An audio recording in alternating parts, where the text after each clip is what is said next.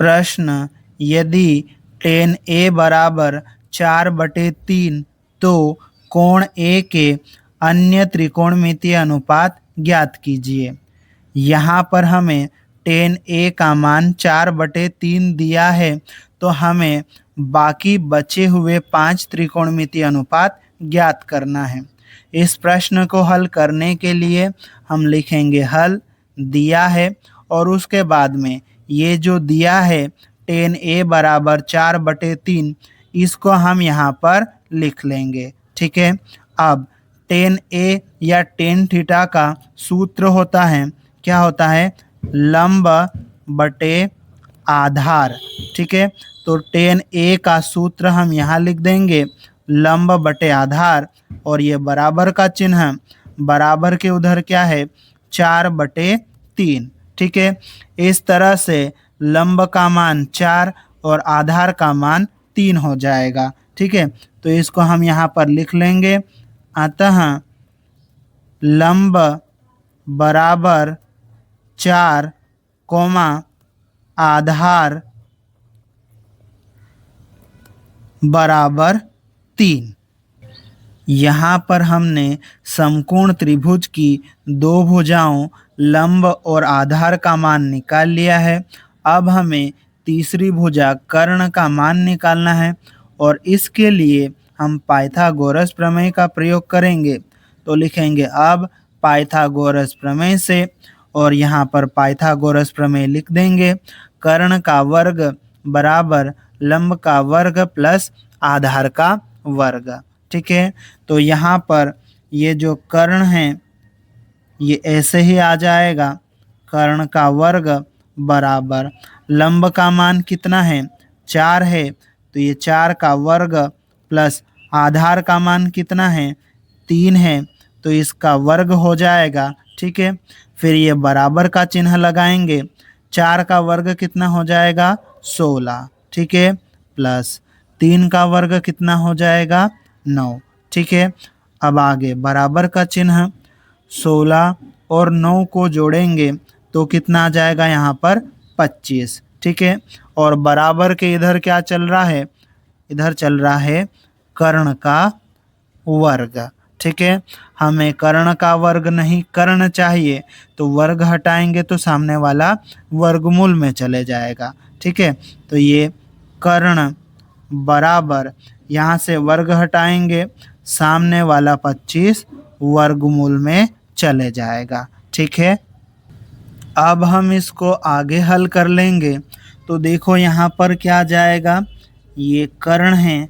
ठीक है, फिर ये बराबर का चिन्ह, 25 का वर्गमूल कितना होता है, 5। ठीक है, इस प्रकार से कर्ण का मान कितना आ जाएगा, 5। इस प्रकार हमने यहाँ पर समकोण त्रिभुज की तीनों भुजाओं लंब, आधार और कर्ण का मान निकाल लिया है। ठीक है, अब हम बचे हुए 5 त्रिकोणमितीय अनुपात ज्ञात कर सकते हैं। तो पहले हम साइन ए का मान निकाल लेते हैं, तो इसके लिए हमें साइन थीटा का सूत्र लगाना होगा। तो लिखेंगे अब साइन थीटा बराबर लंब बटे कर्ण, हमने यहाँ पर सूत्र लिख दिया है। ए थीटा की जगह हमारा कोण ए है, तो ये आ जाएगा साइन ए बराबर लंब का मान कितना है हमारे पास में, लंब का मान 4 है, तो यहाँ 4 आ जाएगा, बटे कर्ण का मान कितना है, 5। ठीक है, इस तरह से साइन ए बराबर 4/5 आ जाएगा। अब हम कोस ए का मान निकाल लेते हैं। इसके लिए हम कोस थीटा का सूत्र लगाएंगे। कोस थीटा बराबर आधार बटे कर्ण होता है। ठीक है, तो थीटा की जगह हमारा कोण ए है, तो यहाँ ए लिख देंगे।